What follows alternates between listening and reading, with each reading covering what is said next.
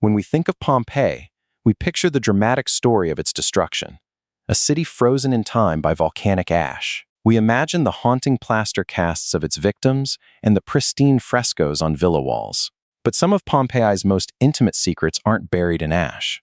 They're hidden in the city's sewers. What if I told you that by exploring ancient Roman toilets, we can uncover what they ate for dinner, the diseases they battled, and even the small, frustrating moments of their daily lives? It's time to flush away the myths and get into the dirty, but fascinating, world beneath Pompeii's streets. Imagine a city of somewhere between 10,000 and 20,000 people, a bustling, prosperous port town packed into a dense urban grid. This was Pompeii in 79 AD. Its streets were alive with merchants hawking their wares, the rumble of cartwheels on stone, and the chatter of different languages. But all that life created an enormous, and often smelly, problem: waste. Thousands of people living, cooking, and working in one place produce an incredible amount of garbage and sewage. In a world without municipal trash collection or modern plumbing, how did the Romans manage? Their reputation for engineering is legendary. We all know about the aqueducts that carried fresh water for miles, but bringing water in is only half the battle. Getting waste out is just as critical for a city's health. For a long time, historians pictured a city where waste was simply tossed into the streets and where sanitation was a constant, losing battle. And while that certainly happened, it's far from the whole story. The Romans were practical problem solvers. They built a complex system to deal with the daily reality of urban life. A network designed to handle both stormwater and waste, which accidentally created a perfect time capsule right under their feet. To find the real story, we have to go where few tourists ever will, into the drains and sewers of Pompeii and its nearby sister city, Herculaneum. For archaeologists, these dark channels are treasure troves. At Herculaneum, a massive project involved the painstaking excavation of a large central drain that collected waste from the apartments and shops above. Rather than being flushed clean, it collected layers of domestic history. Over several years, researchers meticulously cleared and analyzed its contents, bagging over 750 sacks of what is essentially 2,000-year-old garbage and human waste. And what they found changes how we see Roman daily life. Let's start with dinner. It was long thought that the Roman elite feasted on exotic delicacies while the poor survived on a monotonous diet. The sewers tell a different story. In the drains below ordinary apartments, home to shopkeepers and craftsmen, not the super rich, archaeologists found an incredible variety of food remains. Of course, there were staples like grains, olives, and local fruits like figs and grapes. But there was so much more. They found bones from chickens, sheep, and pigs, and remnants of dozens of different types of fish and shellfish, showing that seafood was a daily staple for many, not just a luxury. The evidence gets even more surprising. Among the local fare were expensive, imported foods. Archaeologists identified peppercorns that traveled all the way from India and date seeds that were imported from Africa or the Middle East. But perhaps the most astonishing discovery, in a drain connected to a central restaurant in Pompeii, was the butchered leg joint of a giraffe. This is believed to be the only giraffe bone ever found in an archaeological dig in Roman Italy. The fact that such an exotic animal was being butchered and consumed in a commercial eatery suggests that Pompeii was a cosmopolitan hub with a globalized food market, and that a surprisingly diverse diet was accessible to more than just the wealthiest citizens. But the sewers don't just reveal what the Romans ate. They also show the silent health battles they fought. Analysis of human waste has shown clear evidence of parasitic infections.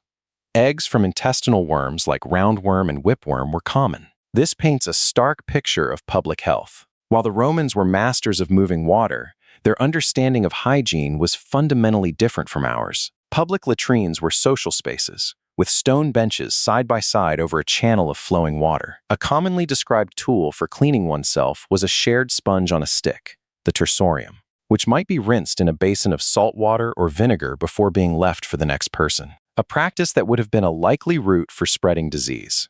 The public baths, too, with their warm, shared waters, could have easily harbored bacteria. Beyond diet and disease, the sewers hold small, intensely personal stories. These weren't just channels for waste. They were accidental depositories for lost items. Archaeologists have found things that slipped from fingers and fell through a latrine or drain. Simple hairpins, bone needles for sewing, and even coins dropped from a pocket. Each object is a ghost of a forgotten moment, a fleeting instance of frustration or loss. These small tragedies, preserved for 2 millennia, bring us incredibly close to the people who lived and worked just above these channels. It's amazing, isn't it, that some of the most detailed pictures of Roman life come not from grand temples, but from their trash. If you're finding this look into the past as fascinating as I am, consider subscribing and hitting the notification bell.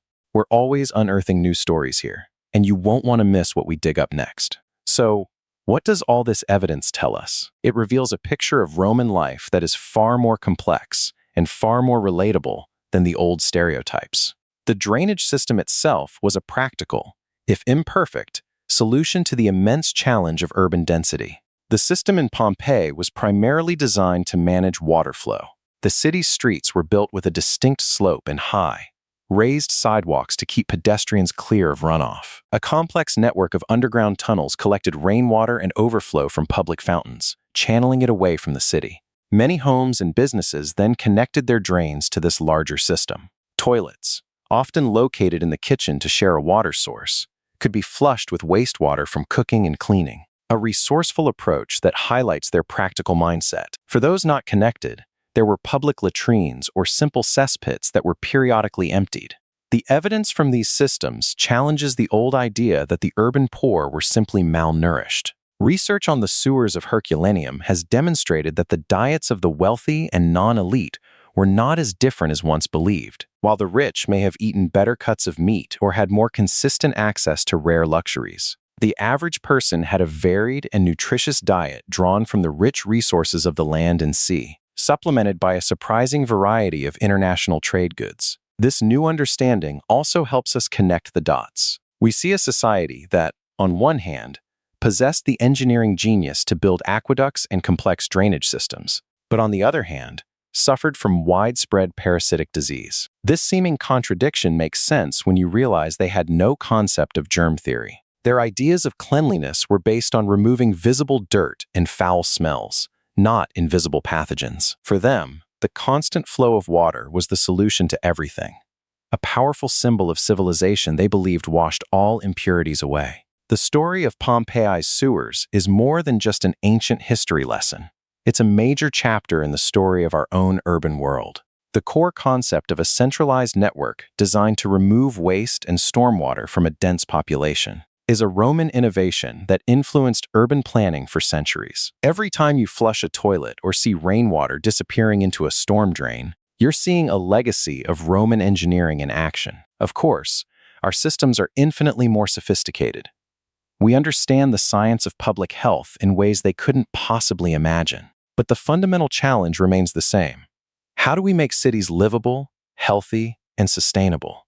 The Romans' attempt to solve this problem, with all its brilliant successes and understandable failures, laid important groundwork for the modern city. Their solutions, preserved under the ash of Vesuvius, are a powerful reminder of that enduring legacy. In the end, the sewers of Pompeii give us a version of the Roman world that is messier, more complicated, and far more human. We move beyond the stereotypes of decadent emperors and starving masses. Instead, we meet real people.